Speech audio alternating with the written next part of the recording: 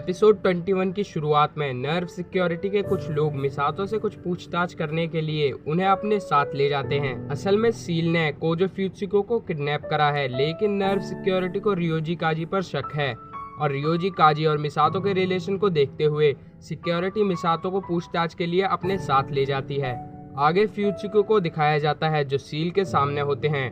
इसके बाद story past में आती है 1999 में, जहां कोजो फ्यूत्सुकी यूई इकारी से पहली बार मिलते हैं। यूई इकारी उनकी स्टूडेंट होती है। कहानी अब दोबारा 2015 में आती है, जहां सील फ्यूत्सुकी से पूछती है कि इवेंजलियन यूनिट 1 क्या है, क्योंकि पिछली बार unit 1 behave like a monster, इसलिए सील जानना चाहती है कि इवेंजलियन 1 ने ऐसा बिहेव क्यों करा।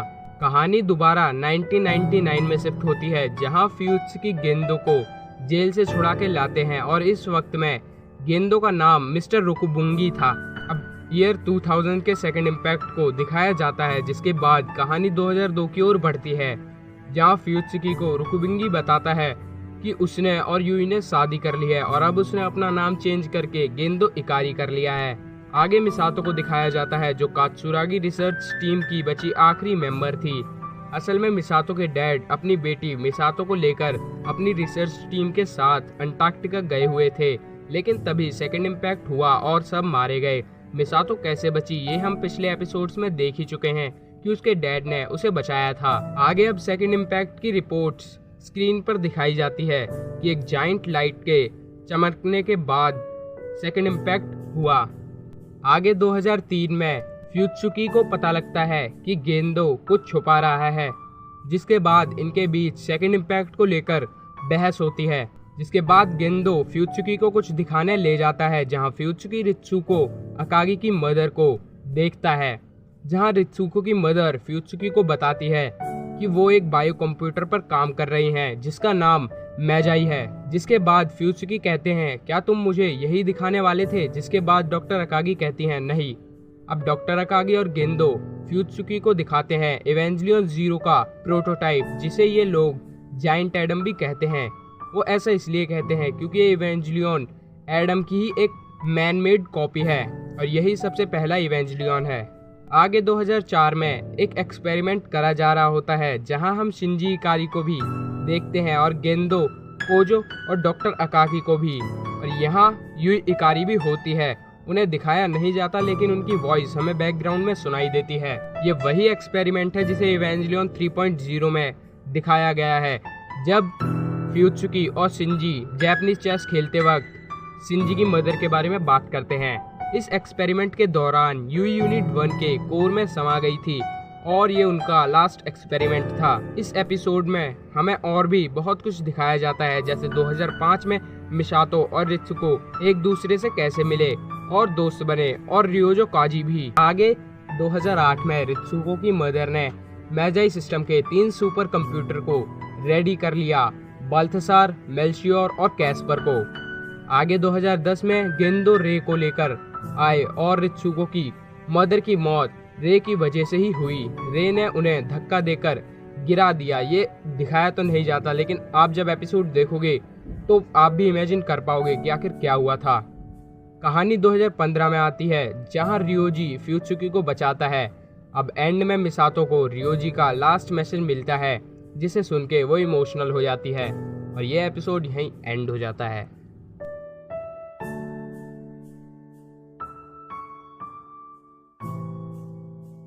इस एपिसोड की शुरुआत आसुका के पास से होती है, जहां उसकी मदर मेंटली डिस्टर्ब हो गई थी और वो एक डॉल को आसुका मानने लगी थी। 2005 में उसकी मदर मर गई। कहानी प्रेजेंट में आती है, जहां अब यूनिट 13 का कंस्ट्रक्शन स्टार्ट हो चुका है और इवेंजलियन सीरीज का मास प्रोडक्शन भी। आगे तीनों पायलट्स का सिंक्रोनाइजेशन टेस्ट हो रहा होता है, जहां आसुका का सिंक रेट कम हो रहा होता है। ऐसा इसलिए क्योंकि वो अपनी मदर के फ्लैशबैक्स को याद कर रही होती है।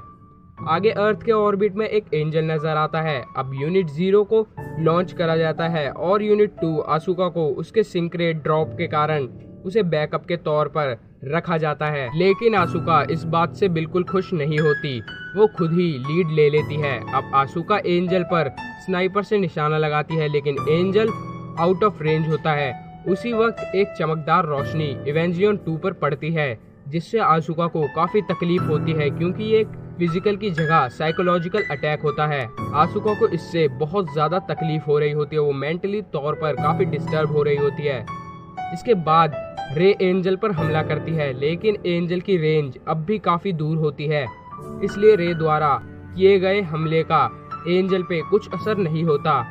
अब इवेंजिलियन 2 शट डाउन हो जाता है। अब शिंजी कहता है मैं एंजल को हराने जाऊंगा, लेकिन गेंदो उसे अलाउड नहीं करते क्योंकि पिछली बार काफी प्रॉब्लम्स हो गई थी इवेंजिलियन 1 के चलते। अब गेंदो रे को डोगमा जाकर लेंस ऑफ लॉन्जिनस लाने कहते हैं। फ्यूत्सुकी गेंदो को ऐसा ना करने को कहता है, लेकिन गेंदो कहते हैं ऑर्बिट में एंजल की 80 फील्ड को तोड़ने का और कोई रास्ता नहीं। अब रे डोगमा जाती है और लेंस ऑफ लॉन्जिनस को निकालती है। अब फ्यूत्सुकी हल्के से गेंदो से कहता है कि तुम ये क्या कर रहे हो, जिस पर गेंदो कहता है इवेंजिलियन सीरीज का मास प्रोडक्शन स्टार्ट हो चुका है, इससे अच्छा मौका फिर नहीं मिलेगा। अब यूनिट 0 रे लॉन्जिनस को ले आती है और उसे आसमान में एंजल की ओर फेंकती है। एंजल फाइनली मारा जाता है। स्पेयर ऑफ लॉन्जिनस अब अर्थ के ऑर्बिट में ही घूमने लगता है। यूनिट 2 ठीक हो जाता है और आशुका भी बच जाती है। लेंस ऑफ लॉन्जिनस अब भी अर्थ के एटमॉस्फेयर में ही होता है।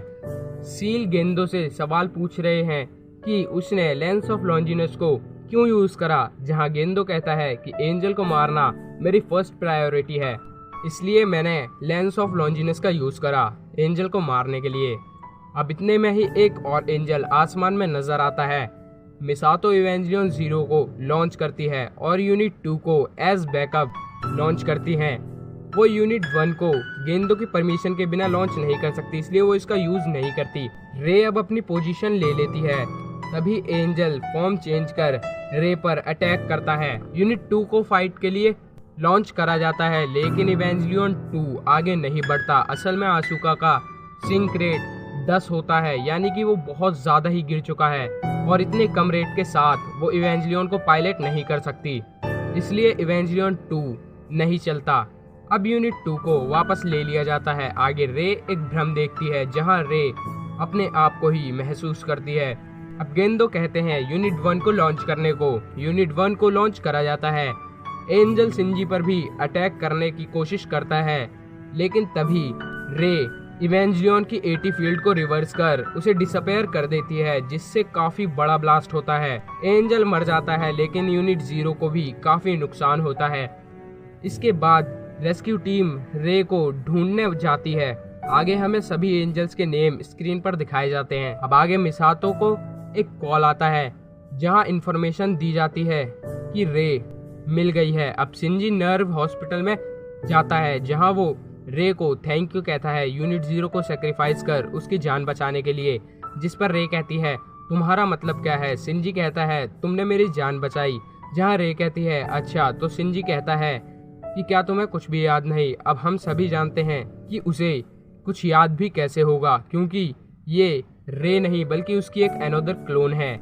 आगे रित्सुको सील के सामने होती है, जहां इनमें कुछ बातें होती हैं। आगे रित्सुको शिंजी को कॉल कर कहीं बुलाती है। रित्सुको अब एक कंपाउंड में एंटर होने की कोशिश करती है, जहां पीछे से मिसातो रित्सुको पर गन तानती है और कहती है नर्व के सीक्रेट्स के बारे में मैं भी जानूंगी, जिस पर रित्सुको कहती है ठीक है, पर शिंजी भी हमारे साथ चलेगा।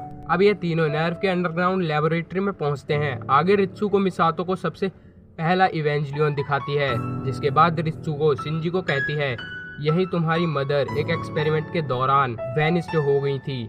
शिंजी तुमने भी उन्हें देखा था।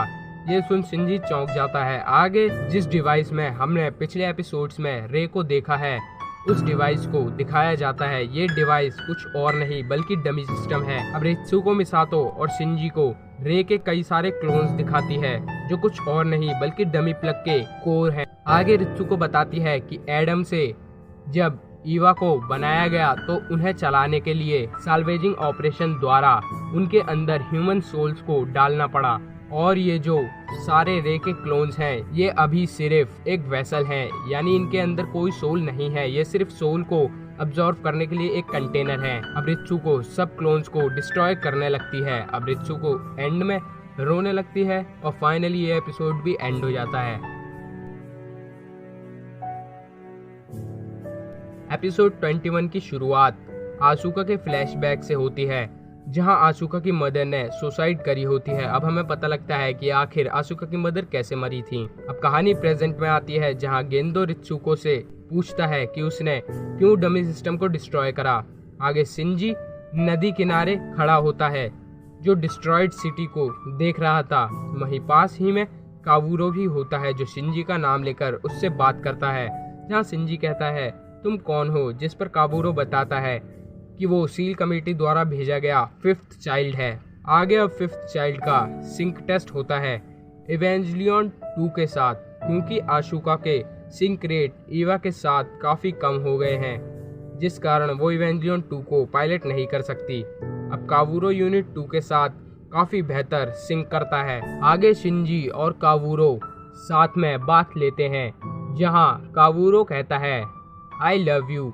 आगे सील ईवा सीरीज के बारे में बात करती है। आगे गेंदो यूनिट 1 के सामने होते हैं, जहां वो कहते हैं लास्ट एंजल के डिस्ट्रॉय करने के बाद मेरी इच्छा पूरी होगी यूई।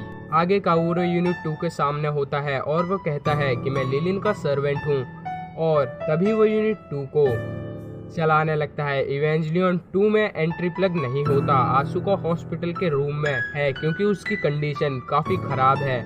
आगे सेंट्रल डोगमा में 17th एंजल को डिटेक्ट करा जाता है, जो कि कोई और नहीं बल्कि कावुरो है। आगे सील के कॉन्फ्रेंस में सील के लोग बातें करते हैं कि नर्व के सेंट्रल डोगमा में एक एंजल घुस गया है और सब प्लान के मुताबिक हो रहा है। यूनिट 2 और कावुरो टर्मिनल डोगमा की तरफ बढ़ रहे होते हैं, जहां पर एंजल एडम कैद है, जो कि एक्चुअली में एंजल एडम नहीं बल्कि लिलिथ है। अब शिंजी को कावुरो को रोकने के लिए उसके पीछे भेजा जाता है।